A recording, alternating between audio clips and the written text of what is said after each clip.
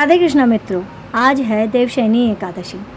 एकादशी व्रत के दिन व्रती को चाहिए कि एकादशी व्रत कथा का पाठ अवश्य करें और पाठ ना करे तो श्रवण अवश्य करें, क्योंकि ऐसा कहा जाता है कि व्रत कथा का पाठ करने से भगवान विष्णु की कृपा से सभी मनोकामनाएं पूरी हो जाती है और व्रत का संपूर्ण फल प्राप्त होता है। चलिए आइए सुनते हैं एकादशी व्रत कथा। देवशयनी एकादशी से ही विष्णु जी 4 माह के लिए योग निद्रा में चले जाते हैं। इस दौरान कोई भी शुभ संस्कार बंद कर दिए जाते हैं, क्योंकि यह मंगल कार्यों के लिए अच्छे दिन नहीं है, क्योंकि श्री हरि विष्णु की कृपा हमें प्राप्त नहीं हो पाती है। एकादशी व्रत करने से मृत्यु के पश्चात मोक्ष की प्राप्ति होती है, समस्त पापों से मुक्ति मिल जाती है। देवशयनी एकादशी व्रत कथा का वर्णन खुद स्वयं भगवान श्री कृष्ण ने किया है। शास्त्रों के अनुसार भगवान श्री कृष्ण ने धर्मराज युधिष्ठिर से कहा, सतयुग में मेधांता नामक एक चक्रवर्ती राजा राज्य करते थे। मानधाता के राज्य में प्रजा सुखी थी। एक बार उनके राज्य में 3 साल तक वर्षा नहीं हुई। इस कारण से भयंकर अकाल पड़ गया। त्राही त्राही होने लगी। लोग बहुत ज़्यादा परेशान होने लगे। अपनी प्रजा को परेशान देख राजा भी बहुत दुखी थे। अकाल से चारों ओर त्रासदी का माहौल बन गया था। इसी कारण से यज्ञ, हवन, पिंडदान, कथा, व्रत आदि कर्म होने लगे थे। प्रजा ने अपने राजा के पास जाकर अपने दुख दर्द के बारे में सुनाया। राजा इस अकाल से चिंतित थे। उन्हें लगता था कि उनसे आखिर ऐसा कौन सा पाप हुआ है, कौन सी गलती हुई है जिसकी सजा उनकी प्रजा को भी भोगने को मिल रही है और इतने कठोर रूप से प्रजा उनकी पीड़ित है। इस संकट से मुक्ति पाने के लिए राजा अपनी सेना को लेकर जंगल की ओर चल दिए। जंगल में भ्रमण करते हुए वह इधर उधर भटकने लगे और जब वह एक दिन इसी प्रकार विचरण कर रहे थे, तब एक दिन वे ब्रह्मा जी के पुत्र अंगिरा ऋषि के आश्रम में जा पहुँचे और वहाँ पहुँचकर उन्होंने क्या देखा, ऋषिवर योग निद्रा में थे।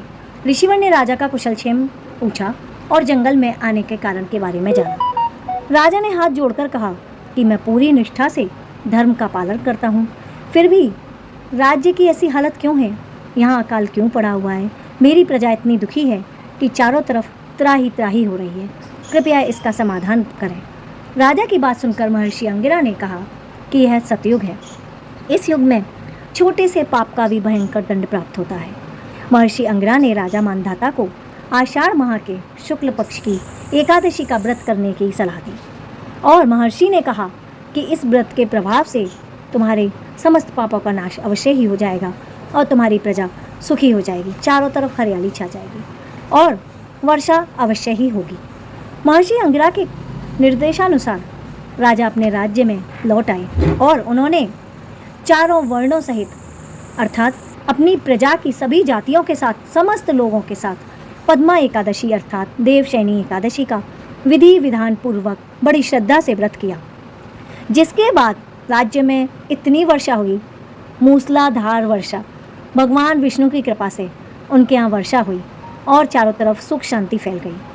ब्रह्म वैवर्त पुराण में देवशयनी एकादशी के विशेष महत्व का वर्णन किया गया है। मान्यता है कि देवशयनी एकादशी के व्रत के प्रभाव से ही भक्त की सभी मनोकामनाएं पूर्ण हो जाती हैं। इसी प्रकार से देवशयनी एकादशी का वर्णन भागवत पुराण और पद्म पुराण में भी देखने को मिलता है। तो देवशयनी की एकादशी व्रत वाले दिन आप भगवान विष्णु के साथ माता लक्ष्मी की अवश्य पूजा करें। देवशयनी एकादशी पर दान, धर्म, पुण्य कर्मों का विशेष महत्व है।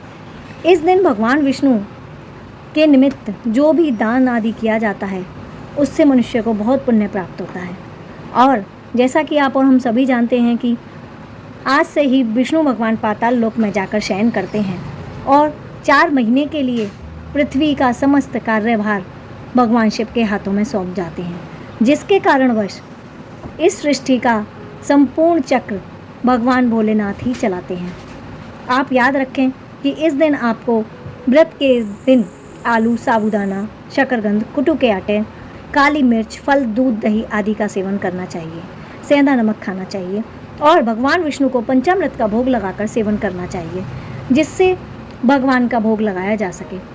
देवशयनी एकादशी को आषाढ़ी एकादशी, पद्मा एकादशी और हरिशयनी एकादशी के नाम से भी जाना जाता है। आपको एकादशी व्रत का पारण कल करना होगा, अर्थात 7 जुलाई को सुबह 5:19 से लेकर 8:30 बजे तक आप कर सकते हैं। इस दिन आपको पहले सामर्थ्य अनुसार ब्राह्मण को दान दक्षिणा भोजन आदि देना चाहिए। उसके पश्चात ही आप भोजन ग्रहण कर सकेंगे। जो भी आप भोजन ग्रहण करें, आप कृष्ण जी को या विष्णु भगवान को अर्पित करके भोग लगाएं, जिससे वो आपका प्रसाद बन जाएगा। ऐसा कहा जाता है कि स्त्रियां एकादशी के दिन बाल धो सकती हैं या नहीं, क्योंकि इस दिन बाल धोना शुभ नहीं माना जाता है। शास्त्रों के अनुसार एकादशी के दिन बाल धोने से बचना चाहिए, क्योंकि ऐसा करने से घर की सुख समृद्धि का नाश हो जाता है और दरिद्रता का वास हो जाता है। एकादशी के दिन हमें सभी नियमों का धर्म के अनुसार ही पालन करना चाहिए।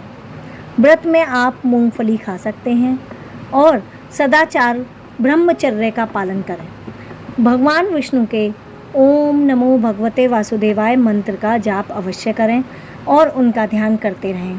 राधे कृष्णा। देवशयनी एकादशी की आपको हार्दिक शुभकामनाएं और भगवान आपका व्रत सफल करें। वीडियो पसंद आई हो तो लाइक कर दीजिएगा और चैनल को subscribe. Thank you so much for watching. Radhe Radhe.